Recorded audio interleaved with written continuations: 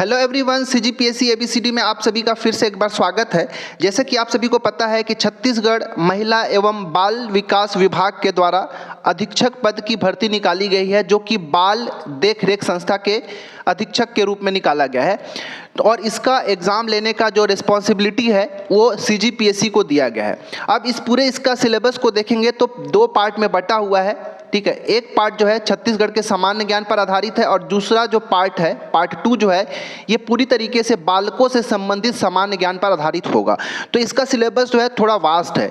इसी को कंप्लीट कराने के लिए मैं आप सभी के लिए वीडियोस लाना शुरू कर रहा हूँ और ये हमारा इस प्रकार का वीडियो नंबर 1 है, जिसमें हम बालकों से संबंधित सामान्य ज्ञान का महत्वपूर्ण एमसीक्यू का प्रैक्टिस करेंगे।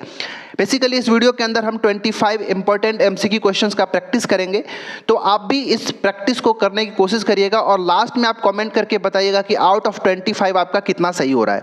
आज का जो ये 25 एमसीक्यू होगा वो बालकों से संबंधित जो हमारे संविधान के अंदर जो संवैधानिक प्रावधान दिए गए हैं उसके ऊपर पूरी तरीके से आधारित है। तो बहुत अच्छा वीडियो होने वाला है, तो इस वीडियो के अंत तक जरूर बने रहे। और अगर हमारे चैनल में पहली बार आए हैं तो आप हमारे चैनल को जरूर सब्सक्राइब कर लीजिएगा, वीडियो को लाइक भी करें, दोस्तों के साथ शेयर भी जरूर करिएगा।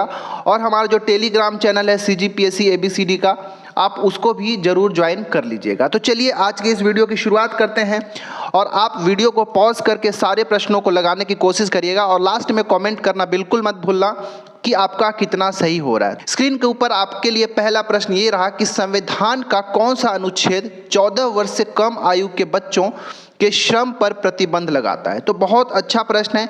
इसी तरह के प्रश्न आप सभी के लिए पूरा 2500 प्रश्न है, बहुत मजा आएगा। वीडियो को अच्छे से लगाइएगा। क्या इसका सही आंसर होगा? वीडियो को पॉज करिए और आंसर देने की कोशिश करिए। इसके बाद जो मैं आंसर बताऊंगा उससे आपको मैच करना है। इसका राइट आंसर है ऑप्शन नंबर बी। आर्टिकल 24 है जो ये कहता है कि जो 14 वर्ष से कम आयु के जो बच्चे हैं उनसे श्रम नहीं करवाना है, उनके श्रम पर प्रतिबंध लगाता है। दूसरा प्रश्न है कि अनुच्छेद 21(a) के अनुसार 6 से 14 वर्ष तक के प्रत्येक बालक को क्या अधिकार है?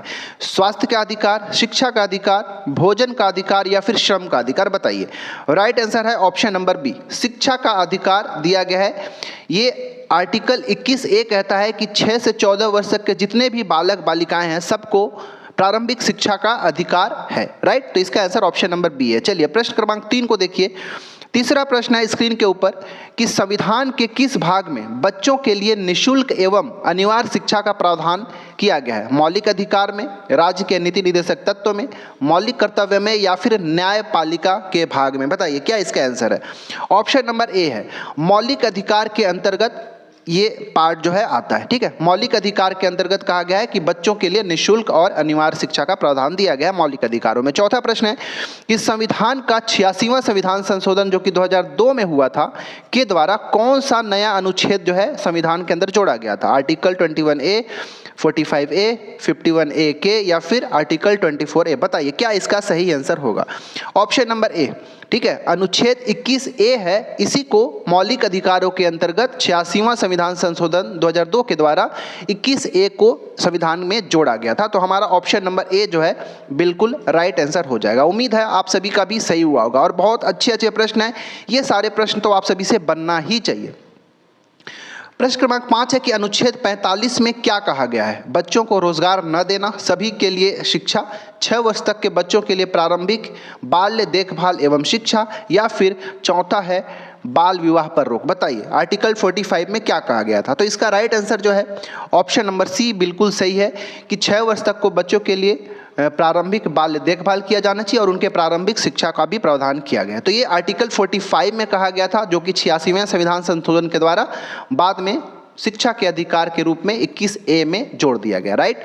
छठवां प्रश्न है कि संविधान के किस अनुच्छेद में मानव तस्करी और जबरन श्रम पर रोक लगाया गया है? बताइए। वीडियो को पॉज करिए और आंसर देने की कोशिश करिए।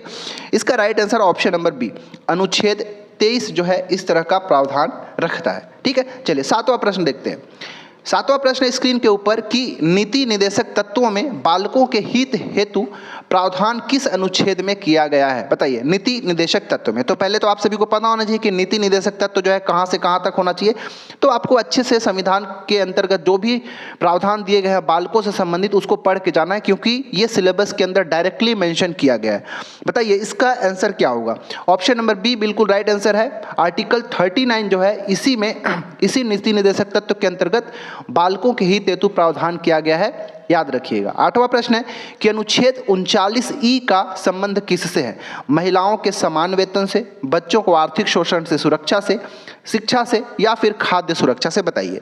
ऑप्शन नंबर बी बिल्कुल सही आंसर है इसका। बच्चों को आर्थिक शोषण से सुरक्षा के लिए आर्टिकल 39E है, ठीक है, जो कि नीति निर्देशक तत्व के अंतर्गत आता है। ठीक है, चलिए बढ़ते हैं क्वेश्चन नंबर 9 की ओर।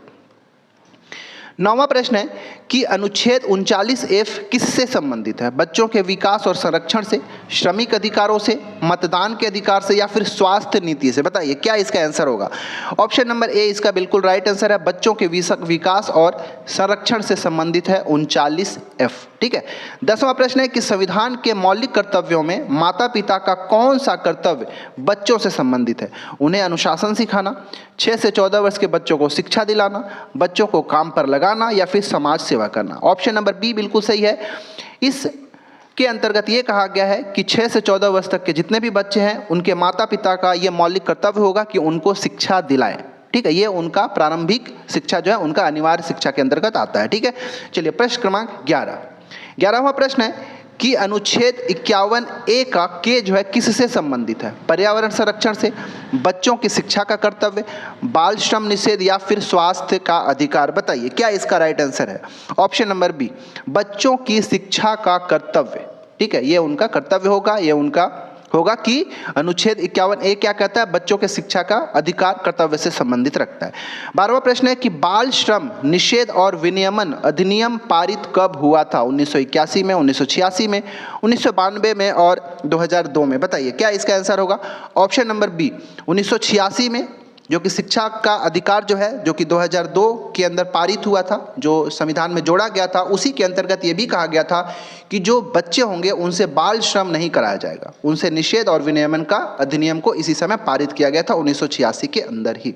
ठीक है, चलिए बढ़ते हैं क्वेश्चन नंबर 13 की ओर।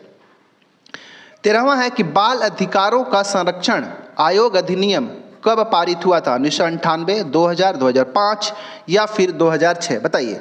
ऑप्शन नंबर सी बिल्कुल राइट आंसर है। 2005 में बाल अधिकारों का संरक्षण आयोग अधिनियम को पारित किया गया था। 14वां प्रश्न है कि राष्ट्रीय बाल अधिकार संरक्षण आयोग NCPCR की स्थापना कब हुई थी? Again very very important question, आपको याद रखना चाहिए कि राष्ट्रीय बाल अधिकार संरक्षण आयोग NCPCR का स्थापना कब हुआ था? बताइए।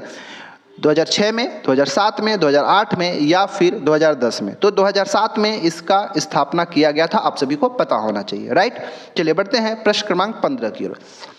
15वां प्रश्न है कि संविधान के अनुसार 14 वर्ष से कम आयु के बालक को किस कार्य में नियुक्त नहीं किया जा सकता? घरेलू कार्य में, खदान या फैक्ट्री में, खेती में या फिर शिक्षा में? ऑप्शन नंबर बी बिल्कुल राइट आंसर है। खदान या फैक्ट्री के अंदर 14 से कम वर्ष की आयु के जो बालक होंगे उनको कार्य करने के लिए नियुक्त नहीं किया जा सकता। 16वां प्रश्न है बालकों के लिए शिक्षा का अधिकार RTE right to education act जो है कब लागू हुआ था? 2008 में, 2009 में, 2010 में या फिर 2012 में? बताइए। तो ये जो एक्ट है, जो अधिनियम है तो 2009 का। तो बहुत सारे लोग 2009 मार के अपना सोचते कि बहुत सही हो गया, बट यहाँ पे आपसे पूछा गया कि लागू कब किया गया था, तो इसका आंसर ऑप्शन नंबर सी हो जाएगा कि इस एक्ट को, RTE एक्ट को 2010 के अंदर लागू किया गया था। ठीक है, चलिए बढ़ते हैं 17वां प्रश्न की ओर। प्रश्न है कि शिक्षा का अधिकार अधिनियम 2009 के अनुसार निःशुल्क शिक्षा की आयु सीमा क्या है? तो ये बहुत आसान प्रश्न है, आप सभी को पता हो गया। अभी तक कितने प्रश्नों के अंदर हम डिस्कस कर चुके कि 6 से 14 वर्ष तक के सभी बच्चों को निःशुल्क और अनिवार्य शिक्षा दिया जाना चाहिए। ये ऑप्शन नंबर बी बिल्कुल राइट आंसर हो जाएगा। 18वां प्रश्न है कि बच्चों के शारीरिक, मानसिक, नैतिक विकास की सुरक्षा हेतु कौन सा अनुच्छेद लागू है? अनुच्छेद 21, 39 का F, अनुच्छेद 24 या फिर 51 का A के? बताइए क्या इसका आंसर होगा? याद रखिएगा ऑप्शन नंबर बी अनुच्छेद 39 का F जो है ये बच्चों के शारीरिक, मानसिक, नैतिक विकास की सुरक्षा हेतु इस अनुच्छेद को लागू किया गया। ठीक है, चलिए बढ़ते हैं क्वेश्चन नंबर 19वां है कि संविधान में बच्चों के अधिकार किस प्रकार के अधिकारों के अंतर्गत आते हैं? केवल मौलिक अधिकार, केवल नीति निर्देशक तत्व, दोनों, या फिर इनमें से कोई नहीं? क्या होगा? ऑप्शन नंबर सी, जो बच्चों के अधिकार होते हैं ना भाई, वो मौलिक अधिकारों के अंतर्गत भी आते हैं और नीति निर्देशक तत्वों के अंतर्गत भी आते हैं। तो ए और बी दोनों इसका राइट आंसर हो जाएगा, दोनों मिला के मतलब सी हमारा सही होगा। 20वां प्रश्न है कि शिक्षा का अधिकार आरटीई अधिनियम के अंतर्गत स्कूल से बच्चों को निकालना अनुमति है, अपराध है, अभिभावक की इच्छा पर निर्भर करता है, या फिर पंचायत की अनुमति से संभव है? बताइए इसका क्या होगा?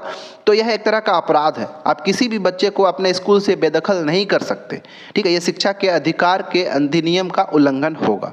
प्रश्न क्रमांक 21वां प्रश्न है कि बालक शब्द संविधान के किस भाग में प्रयुक्त हुआ है? ये प्रश्न अच्छा है भाई, याद रखिएगा। ठीक है, मौलिक अधिकार के अंदर, नीति निर्देशक तत्व में, दोनों, या फिर केवल मौलिक कर्तव्य में? क्या इसका राइट आंसर है?